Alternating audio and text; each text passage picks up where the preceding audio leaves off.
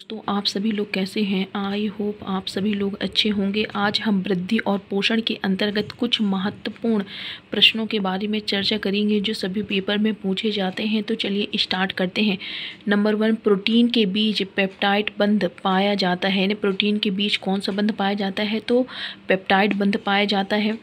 Carbohydrate के बीच glycosidic बंध पाया जाता है।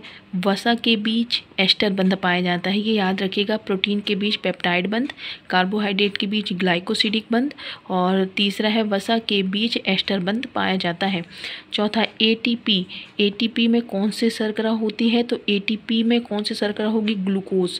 और ग्लूकोज क्यों होगी, जो एटीपी होता है यह ऊर्जा प्रदान करने का कार्य करता है। तो ऊर्जा हमको शरीर में ग्लूकोज के द्वारा प्राप्त होती है, इसलिए एटीपी में कौन सी शर्करा होगी, ग्लूकोज।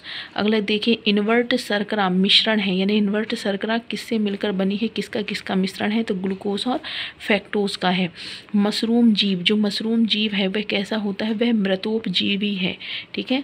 ऊर्जा का जो स्रोत है नहीं है, यानी ऊर्जा का जो स्रोत है वो नहीं है, यानी ऊर्जा हमको किससे प्राप्त नहीं होती है। तो देखिए, कार्बोहाइड्रेट, ग्लूकोज, वसा और खनिज। सो किससे ऊर्जा प्राप्त नहीं होगी, खनिज से यानी मिनरल से ऊर्जा प्राप्त नहीं होती है। कार्बोहाइड्रेट से कितनी प्राप्त होती है, 4.2 है ना किलो कैलोरी। ग्लूकोज भी क्या है, कार्बोहाइड्रेट, तो उतनी ही। वसा से कितनी प्राप्त होती है, 9.2 किलो कैलोरी।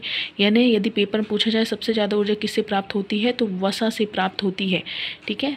और यहाँ पर क्या है, ऊर्जा किससे प्राप्त नहीं होती, तो खनिज से नहीं होती। निम्नलिखित में से कौन असंतृप्त वसा है, घी, मक्खन, चर्बी और मछली का तेल। तो यहाँ क्या होगा, मछली का तेल। तो वसा कितने प्रकार की होती है, 2 प्रकार की, संतृप्त और असंतृप्त। ठीक है। तो संतृप्त क्या होती हैं, जो कि रूम टेम्परेचर 25 डिग्री सेल्सियस ताप पर कैसी होती, ठोस होती हैं, उसे संतृप्त कहते हैं। असंतृप्त जो लिक्विड फॉर्म में होती हैं उसे असंतृप्त कहते हैं। तो इसमें क्या होगा, मछली का तेल होगा।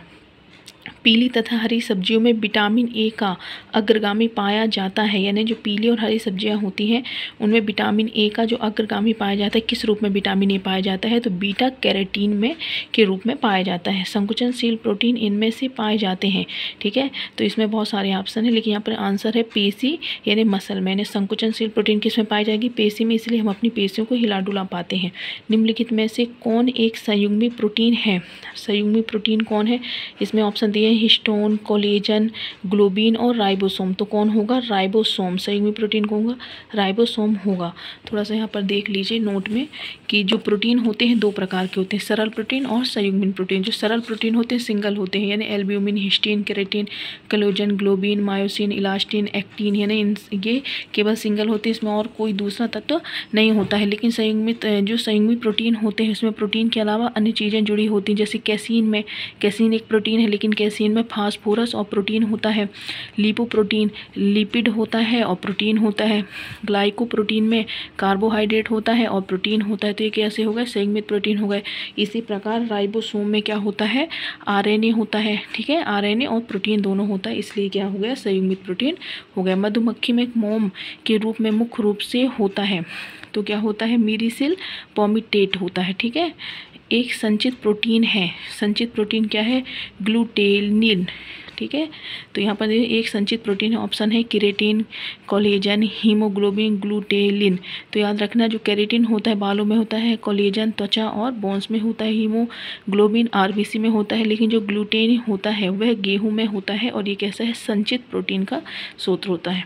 प्रोटीन का बहुलक है। अब प्रोटीन किसका बहुलक है, तो एमिनो एसिड का है। यानी प्रोटीन किससे मिलकर बना होता है, छोटी इकाई क्या है, तो एमिनो एसिड है। ठीक है। और इसमें कौन सा बंध होता है, पेप्टाइड बंध होता है। अमीनो एसिड का अनिवार्य तत्व नहीं है। यानी अमीनो एसिड में क्या नहीं होता है, तो आपको पता है कार्बन होता है, नाइट्रोजन होता है, हाइड्रोजन होता है, लेकिन सल्फर अमीनो एसिड में नहीं होता है। अपवाद, केराटिन प्रोटीन सल्फर होता है। यानी यदि हम बात करें तो प्रोटीन में जो होता है सल्फर नहीं होता है, लेकिन यदि अपवाद की बात करें तो जो केराटिन प्रोटीन है उसमें सल्फर होता है। पादप जगत में सर्वाधिक मात्रा में कौन सा प्रोटीन पाया जाता है, मात्रा में प्रोटीन पाया जाता है, तो क्या इसमें जड़ों में। यानी जो पादपों की बात करें, जो प्रोटीन पाया जाता है तो किससे प्राप्त होता है, जड़ों से। यानी क्लोरोप्लास्ट, माइटोकॉन्ड्रिया, विषाणु और जड़ों, तो जड़ों में सबसे ज़्यादा प्रोटीन प्राप्त होता है। तो दोस्तों ये जानकारी आपको कैसी लगी, ऐसी ही जानकारी के लिए हमारे चैनल को सब्सक्राइब करें। Thank you.